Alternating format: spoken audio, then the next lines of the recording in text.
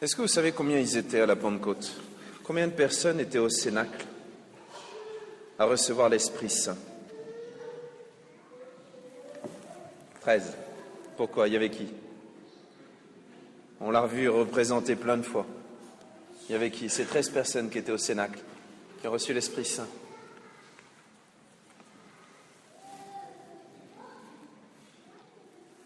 Il y en avait une, c'est Marie, et les 12 autres. C'est qui les 12?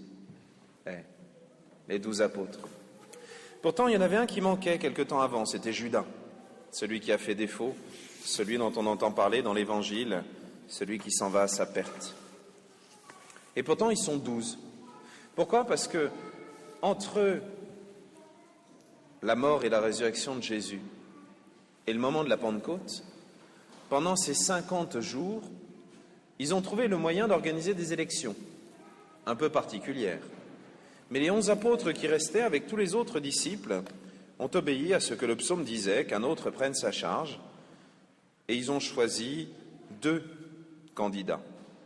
Et ensuite, ils ont prié, et dans cette prière, c'est Matthias qui a été désigné.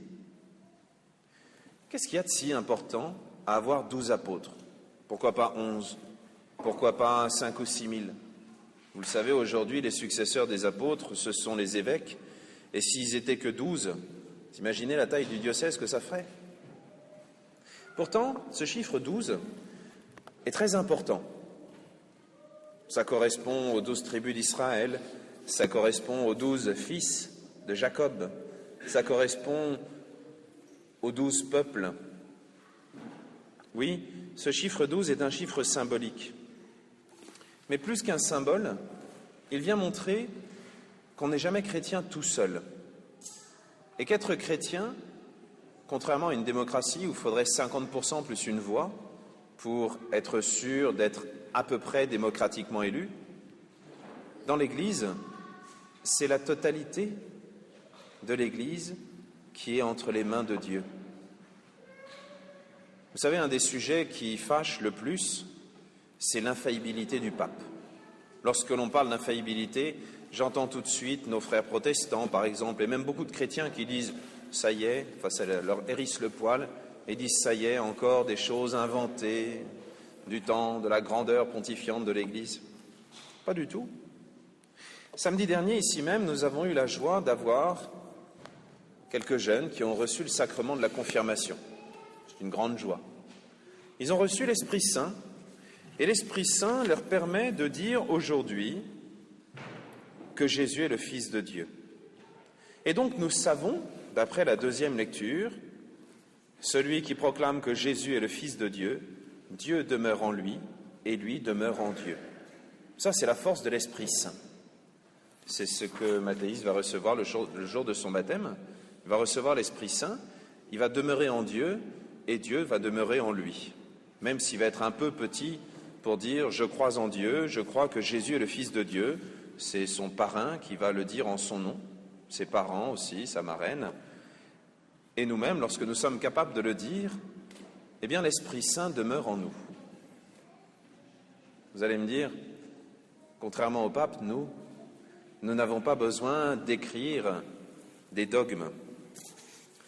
Alors c'est vrai, mais il y a pourtant quelque chose de très important dans l'Église, c'est que l'infaillibilité, dont on parle quelquefois sans trop savoir ce que c'est, l'infaillibilité qui n'est valable que pour le pape lorsqu'il déclare une vérité de foi, par exemple, comme nous l'avons sur ce beau vitrail là-bas, nous déclarons que Marie, au moment de sa mort, est montée au ciel avec son corps et son âme.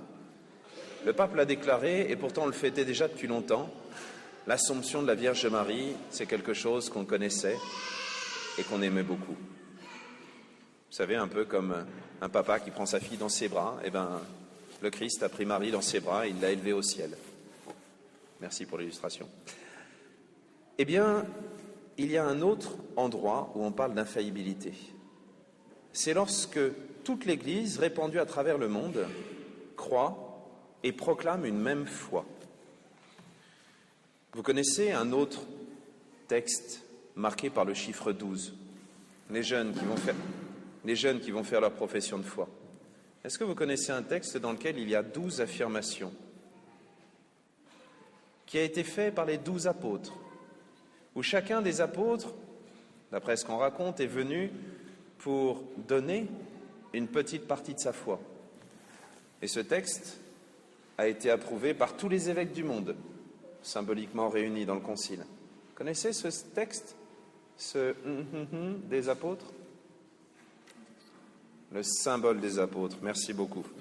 Ils ont presque écouté au catéchisme. Merci. Le symbole des apôtres.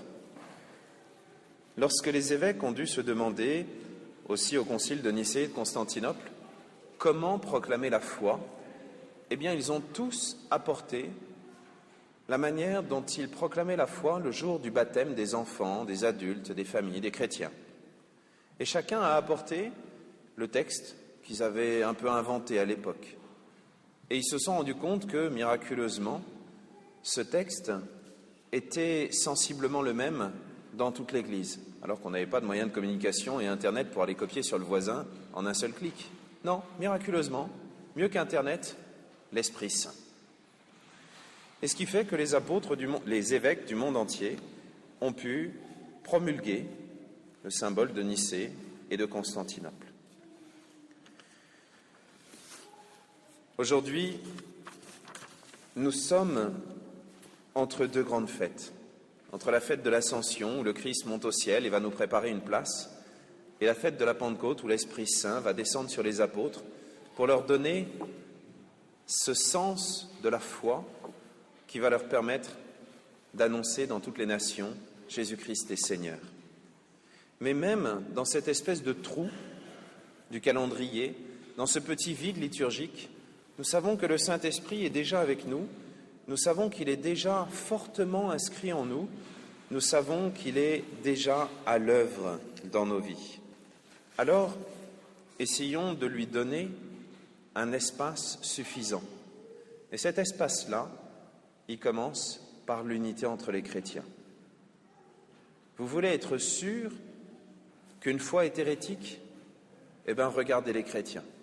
S'ils passent leur temps à se bouffer le nez, à dire des méchancetés les uns sur les autres, à les raconter tout ce qu'ils ont pu apprendre comme chose méchante ou bête sur le voisin, eh bien, il y a de fortes chances pour que leur foi soit bien tordue.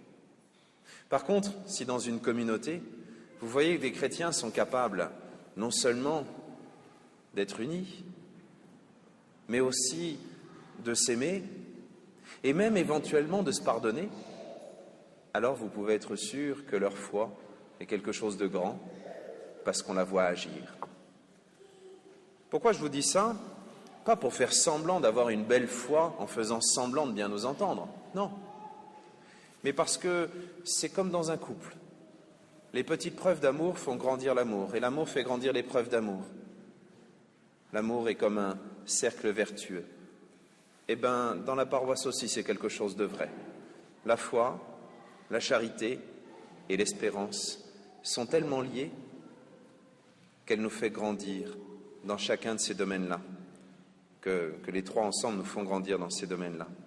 Alors, en voyant la foi qui va grandir dans un petit cœur d'enfant, Mathéis, dans quelques jours, en voyant la foi qui grandit dans le cœur des confirmés, en voyant la charité qui grandit entre les chrétiens capables de se parler et de se pardonner, demandons à Dieu de savoir véritablement reconnaître son Esprit Saint qui est présent et qui est à l'œuvre en nous. Amen.